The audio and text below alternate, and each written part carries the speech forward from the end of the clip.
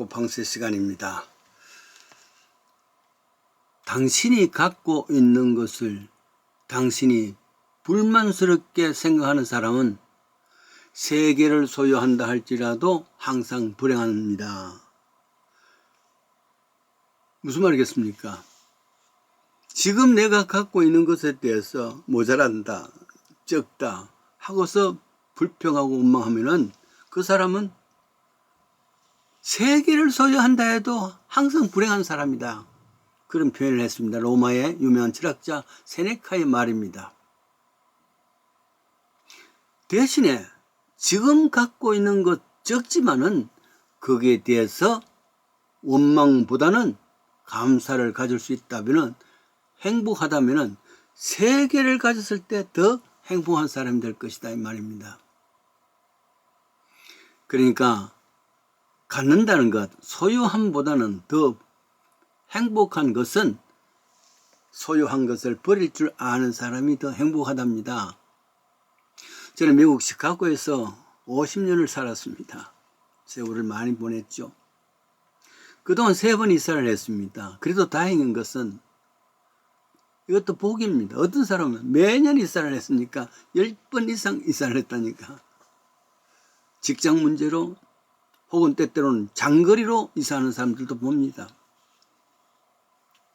3번이나 이사를 하면서 느끼는 것이 있습니다. 쓸데없는 것이 너무 많이 갖고 있었구나. 그래서 버립니다.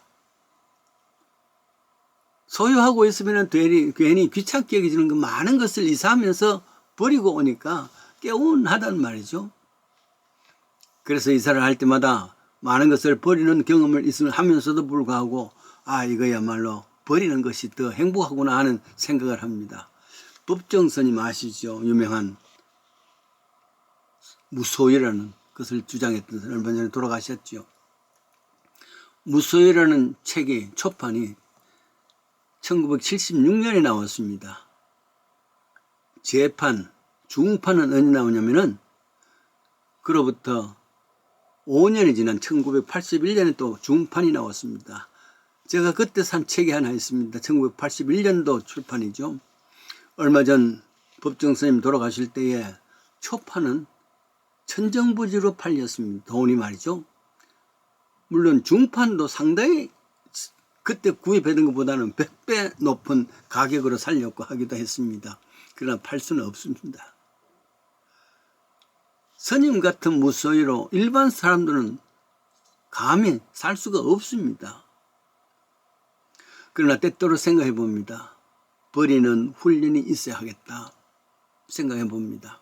왜냐하면 결국 흙에서 와서 흙으로 돌아가니까 내가 가질 수 있는 것은 아무것도 없습니다. 차라리 이 땅에서 버리는 연습을 하다 보면은 내 인생의 마지막을 생명을 버릴 때가 아니겠습니까? 그럴 때 덜 억울할 수 있고 또 담담히 맞이할 수 있는 것이라 생각해 봅니다. 이 땅에 살면서 물질만이 아닙니다. 때로는 내 자존심도 내 야망도 버릴 수 있는 연습이 필요하단 말이죠.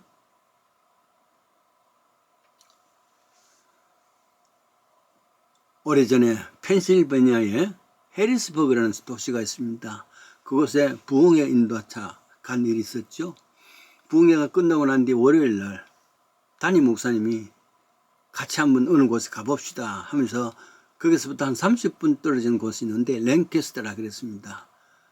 그게 아미시라는 마을이 있죠. 물론 아미시는 전국에 흩어져 있어서 가까운 인디아나 혹은 내가 살고 있는 시카고와 가까운 미시간 이런 데도 있습니다. 그러나 그 목사님께서 이야기는요. 미국에서 그래도 제일 큰 그룹으로 사는 그런 장소라 그래서 랭캐스터로 가봤습니다. 18세기 때 독일에서 건너온 사람들인데 그때 18세기에 독일에서 살던 삶의 그대로 문화를 그대로 갖고 산다 그 말이죠. 개신교 교파 중에 하나이기도 합니다. 공동체에서 남의 문화 받아들이지 않고 외부와 접촉을 거부하고 자신들만의 문화를 계속 이어가는 18세기 이야기를 그대로 계속 이어가고 있는 그런 공동체였습니다. 그러니까 TV도 거부합니다. 자동차도 거부합니다. 물론 텔레폰도 거부합니다. 가령 밭을 맨다 할 때도 무슨 기구를 사용하는 것이 아니라 현대 기구를 사용하는 것이 아니라 옛날 그대로 그걸 산단 말이죠.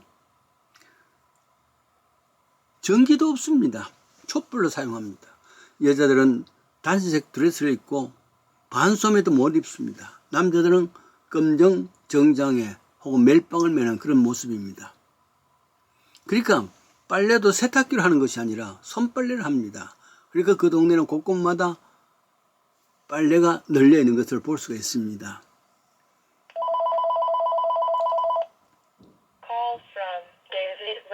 노새, 말로 기갱을 할 수 있지만은 그러나 노새 말 대신에 트랙 대신에 말이죠. 노새나 말로서 이제 살아가고 있습니다. 복잡한 생활을 버리고 단순한 삶을 살아가는 겁니다. 현대 문명 사용을 쉽게 사용할 수 있는데도 불구하고 거부하고 불편하지만은 옛날 그대로 생각을 산단 말이죠. 현대 문화를 버린 것입니다. 물론 이것이 얼마나만큼 행복한가 알 수 없다 할지라도 그럼에도 불구하고 현대에 그래도 이들이 살아가는 공동체는 범죄율이 제일 낮고 안전한 장소로 통계로서 나타난다 그럽니다. 사실 현대는 불편한 문화가 많을수록 스트레스는 더 많지 않습니까? 그것은 아미시 사람들은 그들의 소망이 땅의 것보다는 하늘의 것에 그 소망을 두고 땅의 것은 가능한 대로 버리게 했던 그 삶의 모습을 볼 수가 있습니다. 이 땅의 모든 것 버리고 필요한 것만 간단하게 사용하는 것 있습니다. 구약 성경 에레미야 35장에는 특별한 민족의 이름이 나옵니다. 레갑 사람들입니다. 이를 레갑 족속이라 그러죠. 비록 아브라함의 후손이지만은 누구보다도 그들의 선조가 되는 요나답 명령에 따라 살았던 사람들입니다. 철저히 순종한 공동체였습니다. 역대상 2장에 보면 이들은 유대 평원에서 유목 생활하는 그런 공동체를 사고 있고 BC 830년까지 그곳에 있었다 그럽니다. 그들의 독특한 생활 가운데서는 당시 사회에서는 완전히 분리된 삶을 요구했습니다. 선조 요나답이라는 사람이 그 후손들에게 내렸던 유훈이죠. 첫째로 예를 들어서 붙박이 생활하는 것이 아니라 유목생활, 뜨더리 생활을 해야 된다. 금주를 생활에 촛대해야 된다. 포도주를 마시지 말라 그 말이죠. 셋째는 장막 생활을 하라. 뭐 이런 것들이 유훈이었습니다. 선조의 유훈이었죠. 그래서 그것을 계속해서 그 후손들이 내려간단 말이죠. 유대왕이 이 레갑 사람들을 불러다가 포도주를 마시게 합니다. 그러니까 저들은 우리는 포도주를 먹지 않도록 금주 훈련을 받았기 때문에 우리 선조 요나답이 하신 말씀대로 마시지를 않을 겁니다 하고 거부했단 말이죠. 이 사실을 들었는 에레미야입니다. 에레미야 35장 16절에 보면은 이 사람들은 선조의 명령에도 불구하고 지금까지도 순종하고 살아가는데 하나님의 백성이라 하면서 이 백성들 이스라엘 백성들은 하나님의 말씀대로 순종하지 않냐고 세속적인 것에 빠뜨려 가지고 그 말에 따라 세속적으로 살아가는 사람들에 대해서 야단을 하는 그 모습이 나옵니다. 그렇습니다. 그래도 한국에서 초대 선교사들이 보수적인 선교사들입니다. 와서 우리에게 가이드라인을 주었죠. 주의를 지켜라. 11조 해라. 금주해라. 금년해라. 도박하지 마라. 이런 몇 가지들이 쫙 나오는데 버리는 것이죠. 지금까지 습관을 버리고 지금까지 좋아하는 것도 버리고 기준을 이야기하면서 그 기준을 따라 살아가는 것이 한국의 보수적인 크리스찬들의 삶의 기준입니다. 이 기준은 지금도 유효하다고 봅니다. 왜냐하면 그것은 세상 사람들이 갖고자 하는 그것을 버리는 연습을 하니까 결국 우리는 생명도 버리고 천국을 가야 됩니다. 지금 이 땅에서 소유하는 것을 버릴 수 있는 훈련을 받은 사람이 해야지 마지막 천국 갈 때 모든 걸 버리고 떠날 때에 아쉬워하지 않냐고 찬송 부르며 떠날 수 있을 것 아니겠습니까?